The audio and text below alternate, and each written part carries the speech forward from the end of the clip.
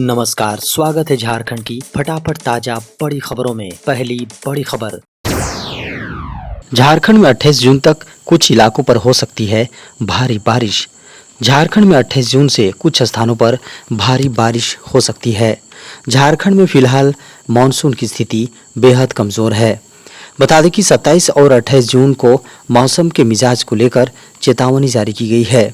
इस दौरान गरज के साथ वज्रपात की भी आशंका जताई गई है। बता दें कि साथ ही तेज हवाएं भी चल सकती हैं। बारिश के दौरान गरज के साथ वज्रपात हो सकता है, इसलिए मौसम खराब रहने पर सावधान रहें, पेड़ के नीचे खड़े न हो, बिजली के खंभों से दूर रहें। झारखंड में 28 जून से कुछ इलाकों पर भारी बारिश हो सकती है। वहीं 30 जून को पलामू के आसपास के इलाकों में भारी बारिश की संभावना है। बता दें कि मानसून झारखंड के चाईबासा, पाकुड़ व साहिबगंज से होता हुआ बिहार के रक्सौल की ओर जा रहा है। 3-4 दिनों में दक्षिण पश्चिम मानसून के और आगे बढ़ने की संभावना जताई जा रही है। स्कूलों में बनेगा तंबाकू निषेध परिषद। 100 मीटर के दायरे में किसी भी तरह के तंबाकू की दुकानें लगाना होगा वर्जित। केंद्रीय स्कूली शिक्षा एवं साक्षरता विभाग के निर्देश पर झारखंड शिक्षा परियोजना परिषद ने झारखंड के सभी विद्यालयों एवं उसके 100 मीटर के दायरे में तंबाकू निषेध परिसर बनाने का निर्देश दिया है। खबर है कि इसके तहत विद्यालय परिसर या उसके 100 मीटर के दायरे में किसी भी तरह के तंबाकू की दुकानें लगाना वर्जित होगा। साथ ही दीवारों पर नशे के विरुद्ध संदेश पेंट किए जाएंगे। बता दें कि तंबाकू निषेध परिसर में पान, गुटखा आदि बेचना भी वर्जित होगा।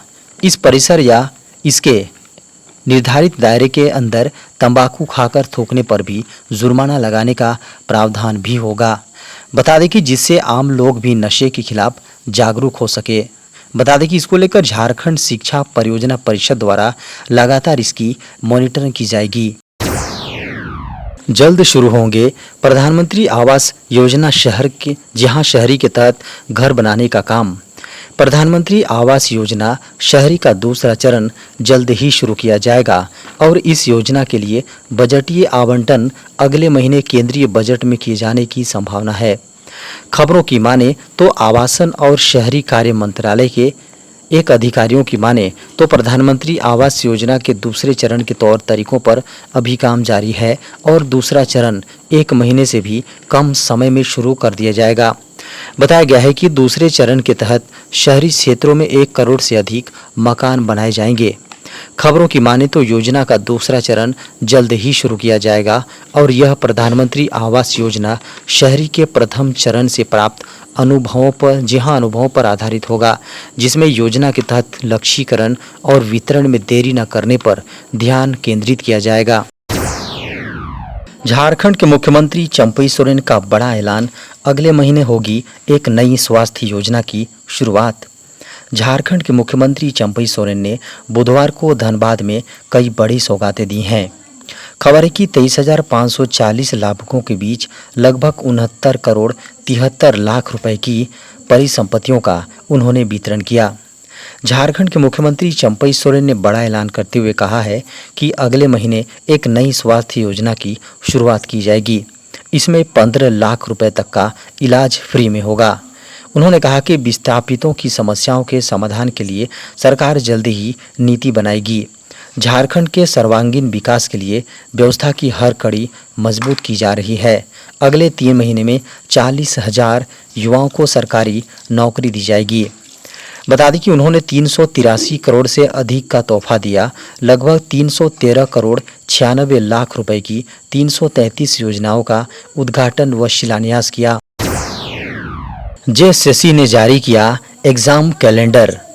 झारखंड में सरकारी नौकरी की तलाश कर रहे उम्मीदवारों के लिए बड़ी खबर है। झारखंड कर्मचारी चयन आयोग यानी जेएसएससी ने वर्ष 2024 के लिए एग्जाम कैलेंडर जारी कर दिया है।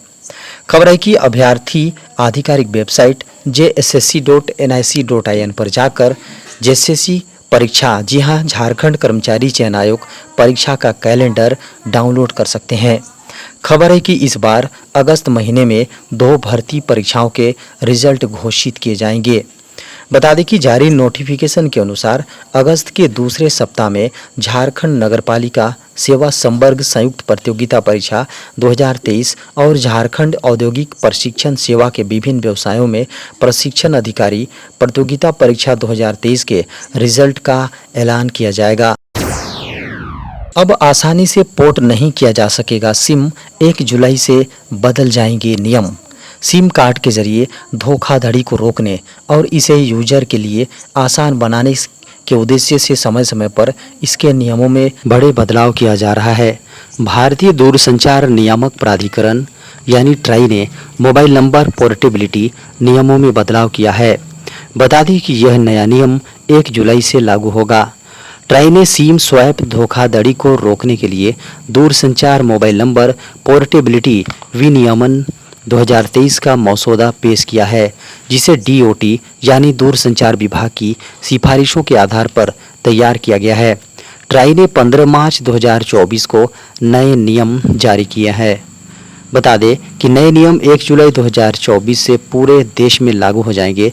इससे धोखाधड़ी पर अंकुश लगाने में मदद मिलेगी। यदि आपका सिम कार्ड चोरी हो गया या क्षतिग्रस्त हो गया है तो आपको नया सिम पाने के लिए कुछ समय इंतजार करना पड़ सकता है।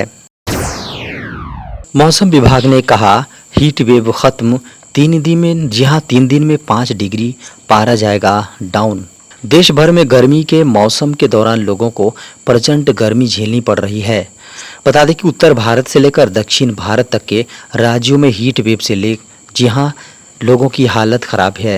हालांकि अब मानसून के आगमन के कारण से दक्षिण भारत के राज्यों में झमाझम बारिश हो रही है। इस बीच मौसम विभाग ने कहा है कि हीट वेव जल्द ही खत्म होने वाली है। अगले 3 दिन में 5 डिग्री पारा डाउन जाने वाला है। खबरों की माने तो मौसम विभाग ने कहा कि देश में कहां कितनी बारिश होने वाली है। बताया कि गर्मी से 3-4 दिन में राहत मिलने वाली है। 4-5 डिग्री पारा भी गिरने वाला है। उत्तर भारत में 3-4 दिन में पूरी तरह से मानसून आ जाएगा। मौसम वैज्ञानिकों ने कहा कि जरूरत पड़ने पर 5 दिन पहले चेतावनी जारी की जाएगी। सरकार ने हाल ही में बाढ़ और बारिश को लेकर बैठक भी की थी। खबरों की माने तो इस बार नॉर्मल से ज़्यादा बारिश होने की संभावना है। 4 से 6% ज़्यादा बारिश होगी और इस बार ये किसी एक इलाके में नहीं होगी, बल्कि कुछ इलाकों में ज़्यादा बारिश होगी तो कुछ में सामान्य से ज़्यादा बारिश देखने को मिलेगी। बताया गया है कि उत्तर पश्चिम भारत का थोड़ा इलाका और पूर्वी भारत के हिस्से में कम बारिश होने की संभावना है। बाकी दूसरे इलाकों में बारिश सामान्य से अधिक होने वाली है। झारखंड में 15 अगस्त से गरीब महिलाओं को सरकार देगी 1000 रुपये। झारखंड में 15 अगस्त से गरीब महिलाओं को झारखंड सरकार 1000 रुपये महीने देगी। बता दें कि राज्य सरकार मुख्यमंत्री बहन बेटी स्वावलंबन प्रोत्साहन योजना के तहत 25 से 50 वर्ष की गरीब महिलाओं को हर महीने 1000 रुपये देगी। बता दें कि इस योजना के तहत लगभग 40 लाख महिलाओं को फायदा होगा। सरकार ने इसकी तैयारियां शुरू कर दी हैं। जल्द ही वित्त विभाग से सहमति प्राप्त होने के बाद कैबिनेट में मंजूरी के लिए प्रस्ताव भेजा जाएगा। खबरों की माने तो इसकी शुरुआत 15 अगस्त स्वतंत्रता दिवस से होगी। हालांकि आवेदन की प्रक्रिया जुलाई में ही पूरे कर लिए जाएंगे। राज्य सरकार के द्वारा तैयार पोर्टल के जरिए से आवेदन होगा। जल्द ही पोर्टल को लॉन्च किया जाएगा। बता दें कि इस योजना की खासियत यह है कि सभी वर्गों को इसमें समाहित करने की तैयारी है। प्राप्त खबरों को माने तो इस योजना का लाभ लेने के लिए महिलाओं को आवेदन के साथ स्थानीय निवास प्रमाण पत्र, बैंक खाते, मोबाइल नंबर, आधार नंबर देना अनिवार्य होगा। इस योजना पर सरकार को प्रत्येक महीने लगभग 400 करोड़ खर्च होगा, जो अपने आप में बेहद बड़ी राशि है। चूँकि यह चुनावी साल है और कुछ महीने बाद झारखंड में विधानसभा चुनाव होने हैं, ऐसे में इस योजना को दूरगामी सोच के साथ चंपई सरकार लाने की तैयारी में है। 1 जुलाई से होने जा रहे हैं देश भर में नियमों में बदलाव। अभी तक सुनते आ रहे होंगे कि पुलिस ने आईपीसी की इस धारा में मामला दर्ज किया है या फिर कोर्ट ने आईपीसी की इस धारा के तहत फैसला सुनाया है। लेकिन अब 1 जुलाई के बाद से आपको आईपीसी केवल इतिहास के पन्नों में ही दिखाई देंगे, क्योंकि 1 जुलाई से पूरे देश में आईपीसी के स्थान पर बीएनएस यानी कि भारतीय न्याय संहिता लागू हो जाएगी। बता दें कि इस बड़े बदलाव के कारण अब 1 जुलाई से आपको कई नई चीजें देखने को मिलेंगी। देश में 1860 से लागू आईपीसी यानी कि इंडियन पेनल कोड को बदलकर भारतीय न्याय संहिता को 1 जुलाई से लागू कर दिया जाएगा, जिसमें 511 धाराओं के बजाय अब केवल 358 धाराएं देखी जाएंगी। इस नई न्याय संहिता में ऐसी कई धाराओं को हटा दिया गया है जिनका वर्तमान में कोई औचित्य नहीं है। इसे लागू करने से पहले सरकार साफ कर चुकी थी कि भारतीय न्याय संहिता में दंड नहीं बल्कि न्याय पर ध्यान दिया जा गया है।